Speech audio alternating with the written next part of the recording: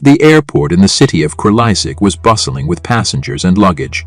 TX-721, a passenger plane, stood ready for departure to the unknown and mysterious city of Unearthly. A total of 152 passengers and crew members boarded the plane, all filled with anticipation for a smooth and safe flight. The plane soared into the sky on time and peacefully. Passengers settled into their seats. Some were reading, some watching movies, and others trying to fall asleep. At the same time, something was stirring in the heart of the non-existent Mount Jenolah, which lay between Kralisik Airport and Unearthly city. Deep within Mount Jenolah, a cold and blowing spirit began to awaken.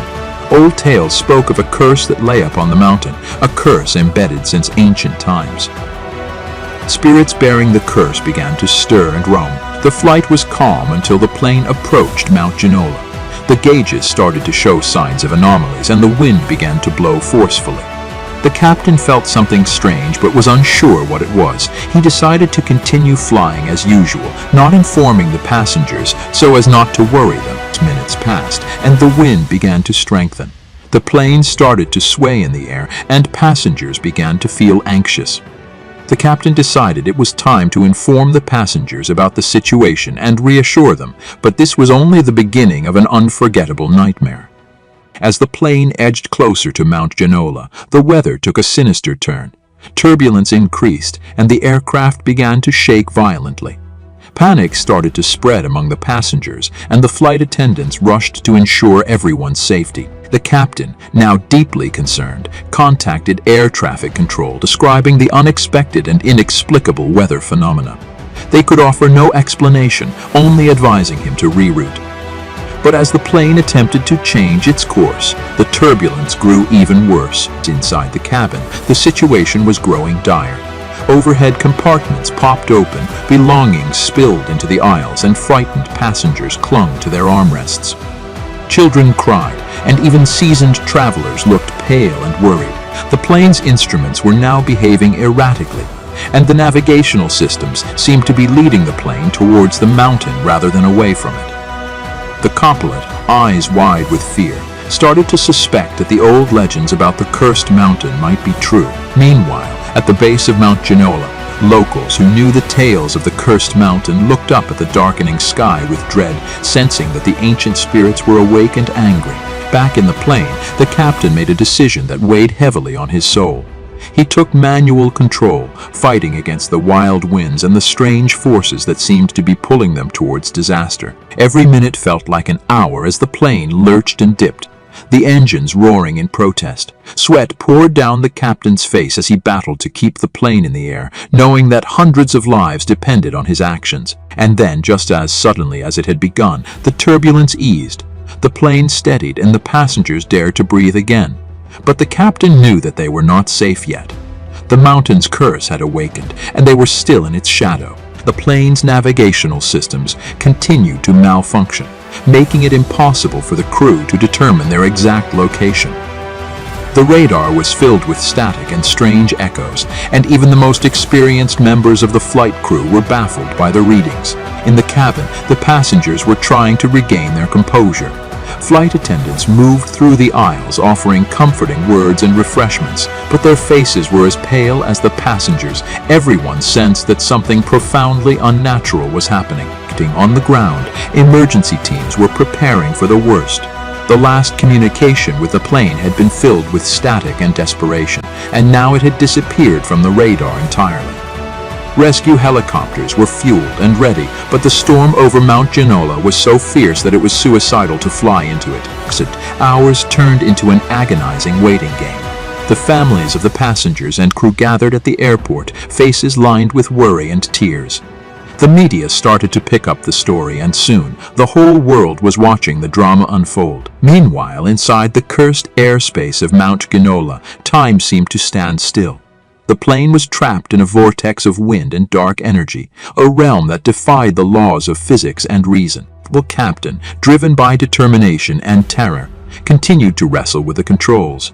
The co-pilot was frantically searching through ancient texts and online forums, looking for any information about the curse that might help them escape it. The passengers, feeling the weight of the unseen forces around them, began to turn to each other for comfort.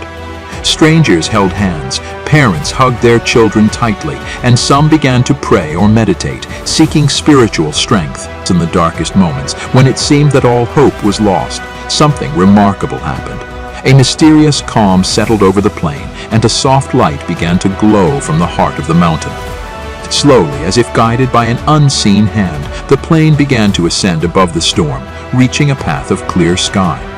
The instruments returned to normal, and the mountain's pull lessened. With a heavy sigh of relief, the captain steered the plane away from Mount Jenolah, leaving the cursed area behind. But no one on board would ever forget the terror and wonder of that flight. They had touched something ancient and powerful, something that defied explanation. And as the plane landed safely at its destination, the passengers and crew knew that they had witnessed a miracle. They had faced the unknown and they had survived. The passengers disembarked from the plane in a state of shock, their faces pale and eyes wide. The reality of what had just occurred was beginning to sink in.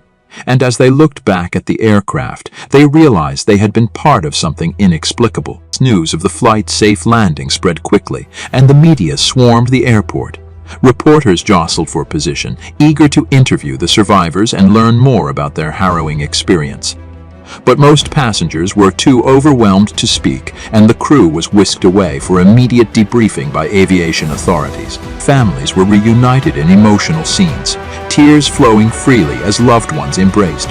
The fact that only a very small number of passengers had not survived was a heartbreaking reality, but also a miraculous one considering the circumstances. Investigators began to examine every aspect of the flight, looking for any logical explanation for the phenomena reported by the crew. The black boxes were recovered, and initial analysis revealed data that was as perplexing as it was frightening. At the center of the mystery was Mount Jenolah, a place now tinged with legend and fear. Scientists and researchers descended on the area, using every available technology to probe its secrets. They found disturbances in the magnetic field, strange weather patterns, and ancient symbols carved into the rock, but no definitive answers. The survivors, meanwhile, found themselves changed by the experience. Some became spiritual, seeking answers in religion or philosophy. Others were haunted by nightmares, forever scarred by the terror they had endured. A few even became obsessed with the mountain itself, returning to it again and again in a quest for understanding. Books were written, documentaries produced, and the TGX-721 became a symbol of the unexplained. Conspiracy theories abounded, and the story was dissected and debated by experts and armchair analysts alike. Years passed, and the incident gradually faded from public consciousness, becoming a strange footnote in aviation history. But for those who had lived through it, the memory remained as vivid and powerful as ever. The mountain continued to loom large, its mysteries unsolved, its secrets unyielding. People still spoke of the curse of Mount Jenolah in hushed tones, and pilots gave the area a wide berth, respectful of the unseen forces that lay dormant there. In the end, the story of Flight TGX-721 was a testament to human resilience and the unknown depths of our world. It was a reminder that there are still things beyond our understanding, forces and phenomena that challenge our very perception of reality. And for those who had been touched by the terror and wonder of that flight, life would never be quite the same again. They had looked into the abyss, and they had come back with their souls forever altered. Years later, a memorial was erected at the base of Mount Jenolah, dedicated to those who had perished and to the mysteries that had unfolded that day. Survivors and families would often visit, standing in quiet contemplation, looking up at the ominous peak that had changed their lives forever. But the mountain's secrets were not done revealing themselves. A young researcher, Dr. Emily Carter, became fascinated with the story of Flight TGX-721. Driven by an insatiable curiosity, she began to dig deeper, uncovering details that had been overlooked or dismissed by previous investigators. She discovered ancient texts that spoke of a hidden chamber within Mount Jenolah, a place where the boundaries between our world and another were thin.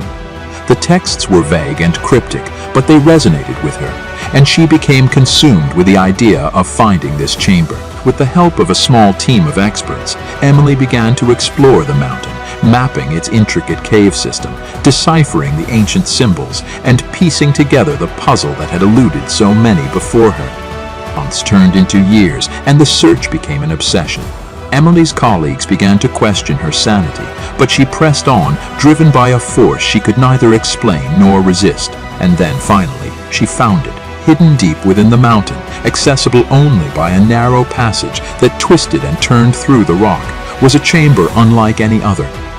It was filled with a strange energy, a palpable sense of presence that was both terrifying and exhilarating. Inside the chamber, Emily found artifacts and inscriptions that defied explanation, evidence of a civilization that had existed long before our own, but it was the chamber itself that held the greatest mystery. It was a gateway. Emily could feel it, a pull that beckoned her forward, inviting her to step into the unknown.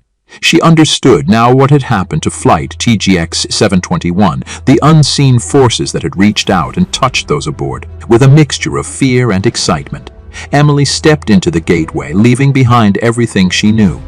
She was drawn into a world that defied logic and reason, a place where the laws of physics were bent and twisted, where time itself seemed to unravel. She wandered through landscapes that were both beautiful and nightmarish, encountering beings that were neither human nor animal, learning truths that challenged everything she had ever believed. When she finally returned, she was changed, her eyes filled with a wisdom and sadness that went beyond her years.